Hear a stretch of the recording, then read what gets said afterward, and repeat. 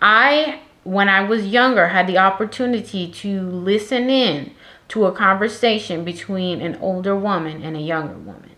And the younger woman was coming with concerns and complaints very similar to the ones that you are presenting right now, where there was interference from the mother, and etc., etc. And the older woman said to the younger woman, if you allow it, your mother will see to it that you are single for the rest of your life.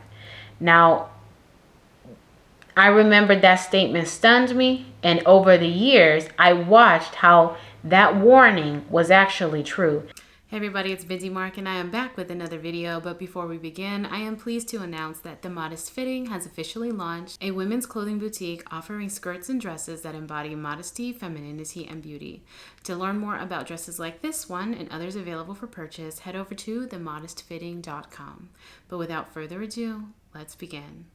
I am reviewing another Please Advise, and the writer says, your recent videos on parenting have struck a chord in me, as I'm currently struggling to balance honoring my mother and setting healthy boundaries.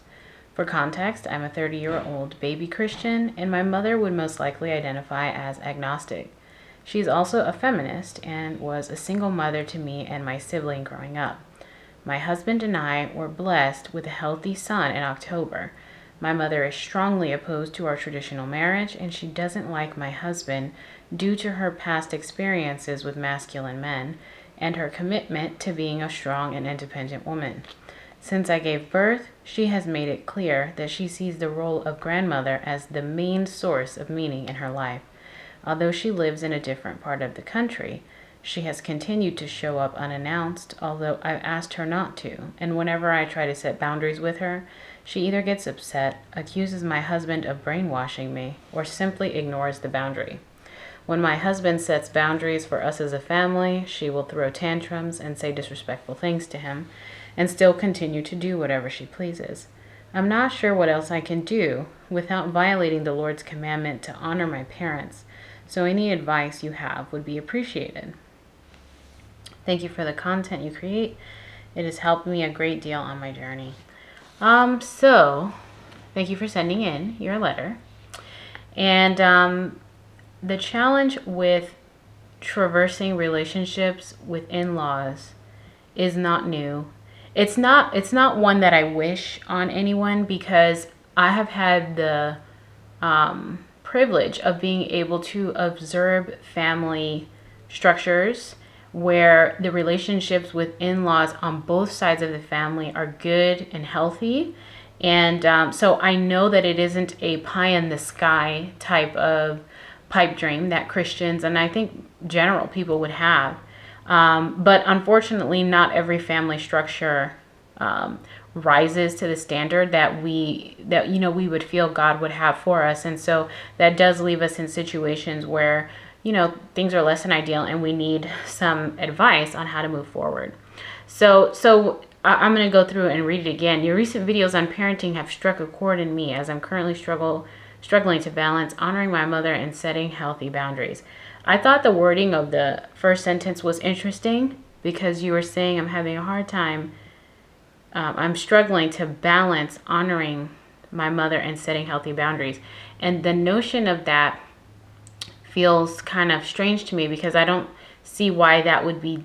Why would you struggle to set healthy boundaries and honor? Because for me, in the way that I understand the biblical call to honor your parents, what I have understood that to mean is that whenever you find yourself interacting with your parents, your speech and your conduct is to be laced with honor and respect. And so in my mind, if a boundary needs to be set, you just set the boundary and you communicate it respectfully. So to me, that sentence in and of itself it struck me a little strange. But I guess earlier in my younger adulthood, maybe I would have had the same kind of struggle, I guess. But being a little bit older now, I'm like, it's actually really easy to set boundaries and honor your parents. You just establish the boundary and you communicate it with respect. Is that whether or not it's received well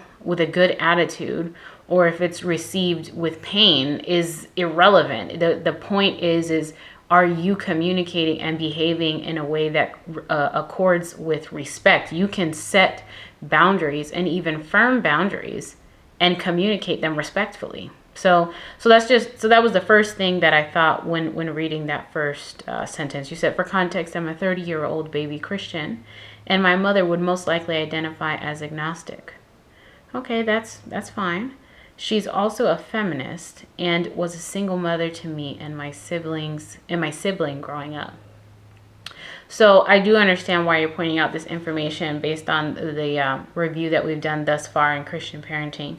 Something that I have observed in my own, just in my, not necessarily in my life, but growing up, I was able to observe in my extended family structures and with friends and with things. What I've noticed is that sometimes, usually, there's a kind of dysfunction that enters into a family structure when a marriage and a functioning, healthy marriage is not in place, but yet there are still children.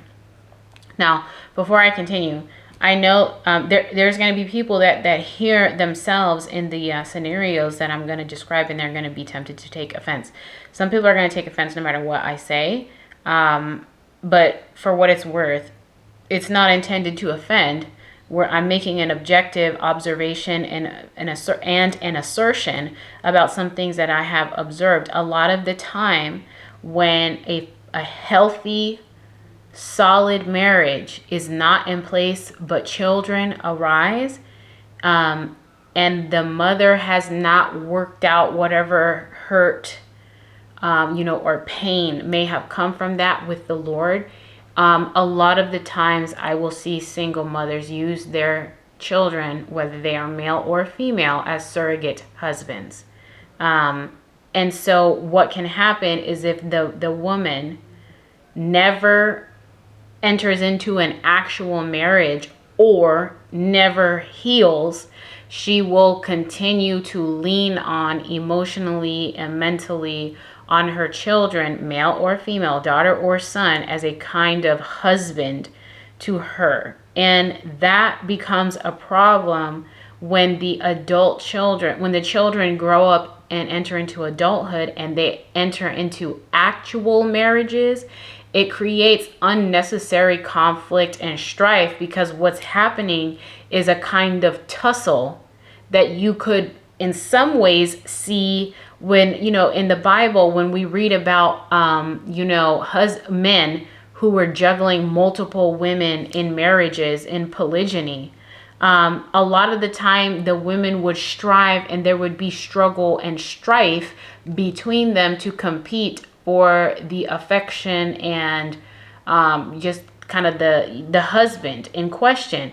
And we can see a similar strife and struggle and tussle when a single mother's children grow up. If that relationship is not healthy, what happens is the same kind of struggle we see between two women trying to share a husband, trying to share a man. You'll see that with the adult child in between their actual spouse and the single mother who is using the child as a spouse, and there'll be kind of a tug of war.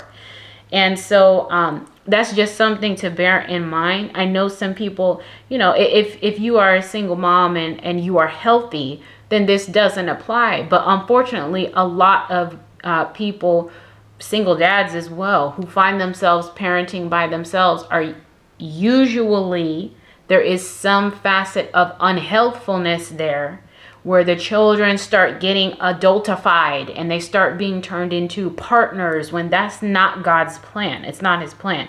And that tends to work until the child actually becomes an adult and then actually gets married. Then all of the dysfunction kind of boils over and it becomes clear that this has been a long-standing dysfunction. So that's just something to bear in mind. You said she's also a feminist and was a single mother to me and my sibling growing up. My husband and I were blessed with a healthy son in October. Congratulations. My mother is strongly opposed to our traditional marriage. And I just wrote, okay, who cares? Obviously you wouldn't say that to your mom. But I'm like, okay, she's opposed. Who cares? you go on to say, and she doesn't like my husband. I wrote, who cares again? It doesn't, and I wrote, who cares? It doesn't matter if she likes him. The question is, does she respect his house? So we're going to keep reading to find out. My mother is strongly opposed to our traditional marriage. She doesn't like my husband due to her past experiences with masculine men. And I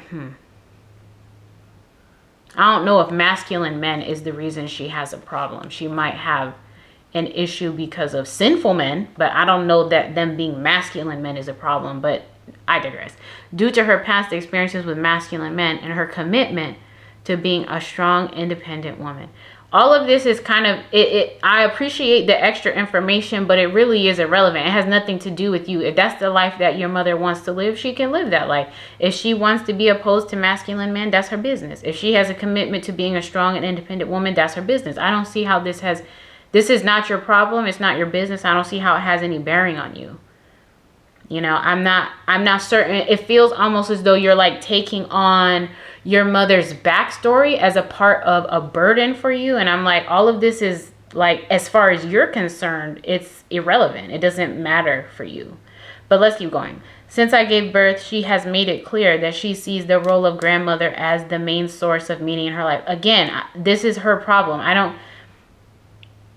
What it feels like to me is like, yeah, since I gave birth, she has made it clear that she sees the role of grandmother as the main source of meaning. It doesn't matter how she sees the role. She doesn't determine or dictate anything because she's not an authority player in the family. So that's why I'm like, I'm beginning to wonder, like, your mom clearly has some issues, but I think that you have some issues too, because you're like, it almost feels like you're taking on her feelings and her thoughts and her belief systems as a burden that you have to carry and take into consideration when making decisions. And that just is not true. It doesn't matter if your mother sees the role of grandmother as the main source of meaning in her life. That actually is not your problem. You know, it doesn't matter that she has had past experiences with masculine men that she didn't like. That's not your problem. And her commitment to being a strong, independent, that's also not your problem. So I was like, I wasn't sure, like, why. I know why you're including it, but I'm just bringing to your attention, perhaps you are carrying problems that are not yours to bear. And I would suggest that you put those down because they're not for you to carry. You said, since I gave birth, she has made it clear that she sees the role of grandmother as the main source of meaning in her life. Although she lives in a different part of the country, she has continued to show up unannounced, although I've asked her not to. How is she showing up unannounced and she lives in a different part of the country?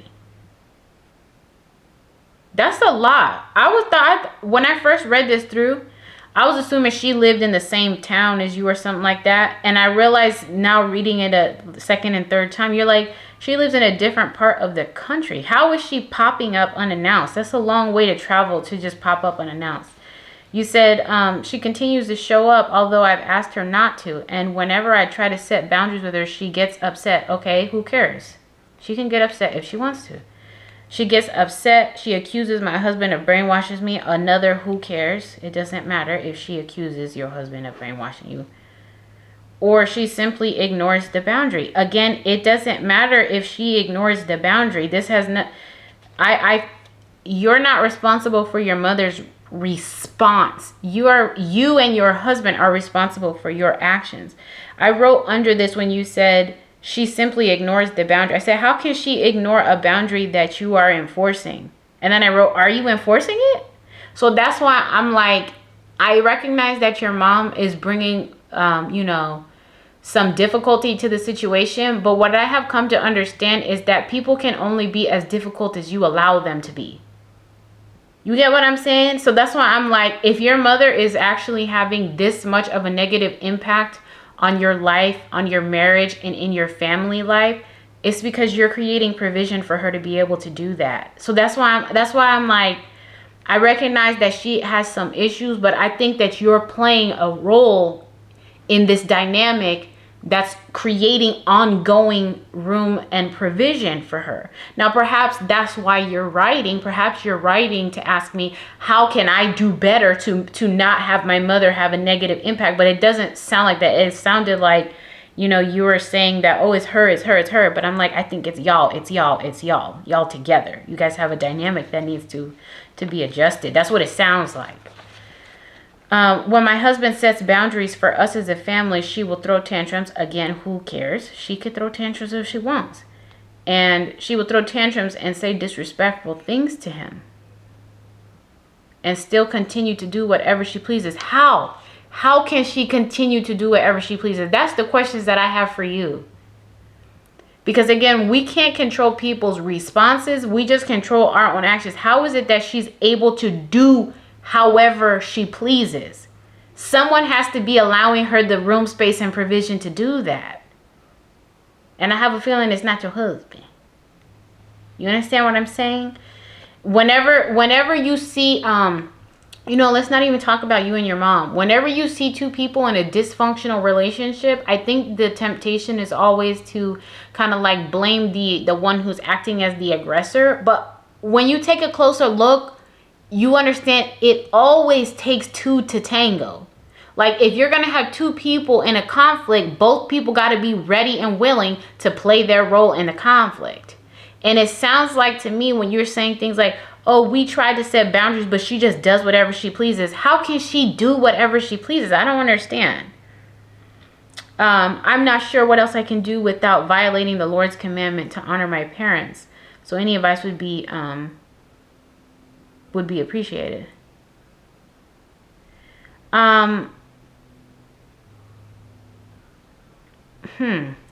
So let's use your example. You said she shows up unannounced. Who is opening the door? Are y'all still letting her in? I know to some people that might sound like a bit extreme, but to me what's extreme is when an adult man asks you, please, I would appreciate it if you would make plans with me and my wife before showing up to my house, and then you show up to their house unannounced anyway. That's extreme. So while people might say, oh my gosh, you wouldn't open the door for your mother. No, not if I have repeatedly and with respect and with honor and with patience and with tenderness have asked my mother, I'm a married woman now. We just had our son. And so we really do need to make plans ahead of time just for the sake of the schedule of the family and just, being in a place where we can receive you and make room as far as like having the mental and emotional space to invite you in right now. So if we would really appreciate it if you could make plans with us ahead of time before showing up. When you ask, what that is called a boundary. And when you ask with respect, when you ask with kindness, when you ask with tenderness and with patience, and they violate the boundary anyway, that's when I don't answer the door. I think that we tend to not understand how to handle establishing respectful boundaries with parents, because for whatever reason we just kind of lose our sense when we're dealing with our parents. But I'm like, let's say you had a manager who just invited themselves over to your house, you might open the door the first time, and if they just barged in, you might step aside and let them take a seat on your couch. But after that was over, you might very respectfully say, sir or ma'am, this is my home, and so I would ask that we could have our interactions at work, or if there needs to be something after work that we can maybe make plans ahead of time. You would set the boundary with respect to your boss. It's the same thing with your parent, but a little bit less, because a parent is not a boss. They still deserve honor and respect and esteem. But the position of parent does not afford you the right to violate another man's household. Your husband is the head of your household. And if your husband has asked her to, would you please, or if you have asked, because sometimes that can get weird, if either one of you have asked that she would, call ahead of time, make plans, and they're still persistent, then you need to just stop answering the door. Like, and that's what I'm saying is it takes two to tango. She might be violating the boundaries, but then you in turn make room, space, and provision for her to carry out the violation of the boundary. So that's why I'm saying it's y'all together. Y'all have a dynamic together that's working to keep this dysfunction moving forward.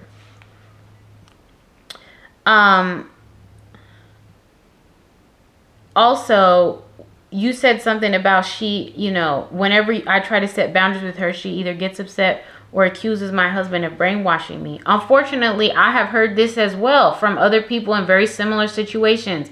If ever usually a single mother or a woman who is out of, maybe she's married, but she's out of order in her marriage. So she's the head and her husband is the submissive follower. Whenever a kind of woman who desires that kind of control starts feeling that she's losing control of her adult children, then she'll usually vilify the other spouse and say things like, oh, they brainwashing you, or oh, they turn you against your family. And I'm like, there does need to be some like critical thinking. Like if that's actually happening, then you need to speak with, a counselor or with the eldership in your church to kind of walk through that to see if there's any validity to it. But a lot of the time it's just slander. It's just a way of getting control, because originally your mother may have had a great deal of control over your life. But now that you have a husband who is functioning as the head of your household and your authority, she feels that man is now threatening and jeopardizing her control over your life. And so she's going to resort to name calling, to slandering the person's character, assassinating their character, trying to turn you two against each other, where you start looking at him with a side eye instead of looking at her with a side. It's just a power play. That's all it is. You said, and when my husband sets boundaries for us as a family, she throws tantrums. Who cares if she throws tantrums? This to me sounds like a toddler. Like when you tell your toddler that, no, they can't have another piece of candy. And so then they start throwing themselves all over the floor. Them throwing themselves all over the floor doesn't change the fact that they're still not getting candy. Or does it?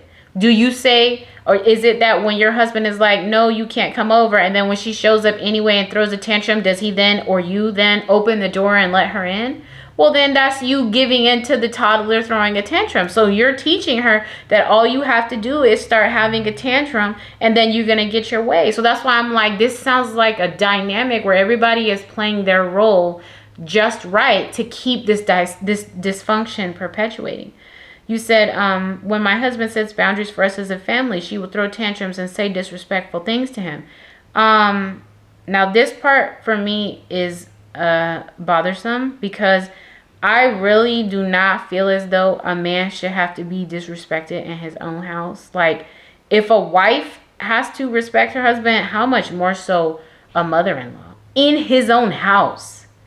I'm not in agreement with this. I think that you need to talk to your pastors and your leaders. Like, I actually do think this is something that would warrant getting, your leadership involved to get counsel from them on how to move forward with this kind of situation, which is something my husband and I have done. My husband and I have taken family matters to our leadership and talked to them about, okay, how can we biblically traverse this situation? I think that this qualifies for it, but I don't think that a man should have to be subject to being disrespected in his own house. That should be a very serious conversation with your mother, again, laced with respect, laced with honor and kindness and patience, with a proper tone, but with very firm and clear communication that disrespect of your husband in his own house will not be tolerated, and that if it continues, she will not be a welcome guest in the home. I don't even see why that's difficult to communicate or why that's difficult to enforce. Just don't open the door. If you communicate with kindness, respect, gentleness, love, honor, disrespect of my husband in his own house will not be tolerated, and then she proceeds to disrespect after you have asked that, That to me is grounds for no longer being welcome in the home. That's out of order. That's disobedient to God's law about how a man is to be respected in his own house. So I don't see why that's difficult, but it might be difficult for you because you might have some work to do about rearranging to whom your loyalties lie. This is what is meant when the Bible says that when a man gets married, he is to leave his mother and father and cleave to his wife. And while that is instruction for what a husband is to do, I think that it is a good depiction of what a wife is also called to do. When you get married, your first and foremost allegiance remains with the Lord, but then it changes in that your head is not your parent anymore. Your head is your husband, and it is to him that you have the highest earthly loyalty to. He literally comes before your mother. Your husband comes before your mother. So if anyone disrespects the one to whom you have the utmost earthly loyalty to, that offending party needs to be addressed with respect, with honor, with kindness, gentleness, and patience. That disrespect to the head of this household will not be tolerated, and that if it persists, you will not be a welcome guest in the home. That is how you establish a boundary while still honoring your parents. You don't call your mother outside her name. You refrain from raising your voice, and if you do raise your voice, you circle back and apologize for that disrespect. This is how you establish boundaries, but honor your parents. Honoring your parents does not mean giving them license to do whatever, say whatever, behave however. That's not what honor means. It just means that when it is time to have a conversation, it's laced with respect and with honor, with self-control, with gentleness and patience. But the boundary will be set. It's just you will take extra care to communicate that with as much honor as you possibly can. And you do not test whether you have succeeded or failed in honoring your parents based on the way that they respond. Because what it sounds like to me is you and your husband need to talk to each other and then set up between the two of you what your boundaries would be, and then communicate that to your mother. And then it sounds like it doesn't matter how respectful you do it, she's still gonna have a temper tantrum, say disrespectful things, and behave in ways that are utterly unacceptable. But you can still feel okay that you did everything within your ability to communicate those boundaries with respect. I hope that that's making sense. And I wanted to add one last thing. When I was younger, had the opportunity to listen in to a conversation between an older woman and a younger woman.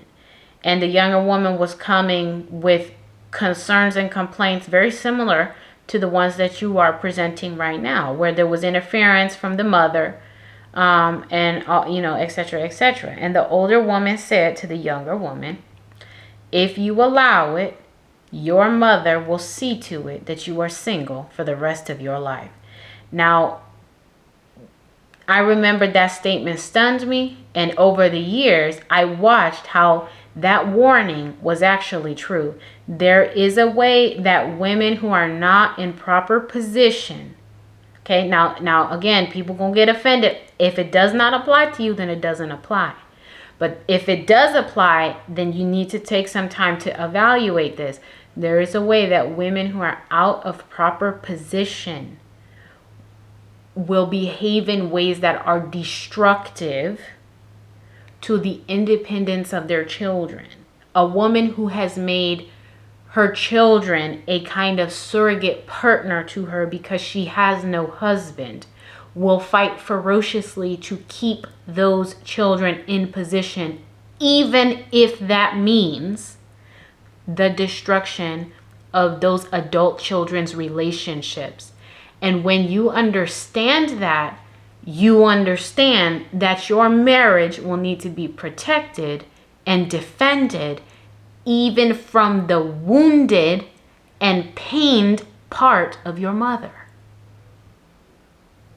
Your first and foremost loyalty is to God, obedience to God, and then to your husband. And anyone who stands in the way of you seeing those things through, obedience to God and the respect of your husband, that person, issue, problem needs to be addressed. And because it is a mother, it needs to be addressed with respect and with kindness and with patience, but it needs to be addressed. And it needs to be addressed in a way that has teeth. It cannot be a simple, we request that you make plans with us ahead of time before coming over. And then when she still shows up unannounced, she's welcomed as if it's okay. That's not a boundary with any teeth. The boundaries need to have teeth. You can if you said with respect, we need you to call ahead of time, and she shows up anyway, the teeth is that you don't answer the door. And you may even call her on the phone. Hey mom, I see that you're outside. We did have this conversation earlier where we asked that you would make plans with us ahead of time. We really do need that boundary respected, so I'm sorry, but we won't be answering the door. And you hang up the phone and you carry on with what you were doing. That's a boundary with teeth, and a boundary communicated with respect, with honor, and with patience and gentleness. Do not fall into the trap of raising your voice, calling people outside a name. You said your mother, says disrespectful things to your husband. Don't return evil for evil, because you don't want to be guilty of disrespecting a parent. That's a command from the Lord. You don't want to be guilty of dishonoring a parent. That is a command from the Lord. So you don't allow someone to loop you into conflict with them that's going to cause you to sin against God. But you do set the boundary, and the boundary has teeth. So I hope that this helps. I know that sometimes in new marriages, that transition where you have to rearrange and reprioritize your loyalties, that can be a difficult thing, but it is a difficult thing that is of the utmost importance and urgency, because relationships that are marriages that are not prioritized and instead allowed to play second, third, and fourth fiddle to other relationships that the Bible has clearly said are to fall subservient to the marriage priority, those marriages are in peril.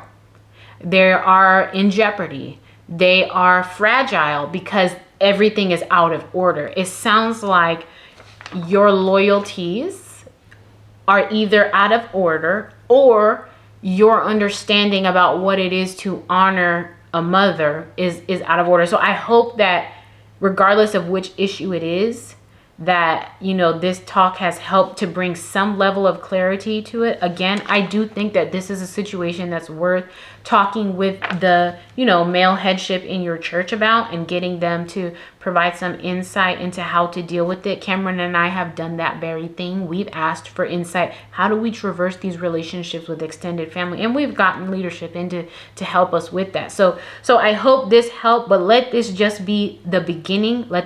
Don't let this be the full measure of all the counsel you receive. I do think that it's necessary for you to get other people involved. But as always, thank you for tuning in, and I will see you next time.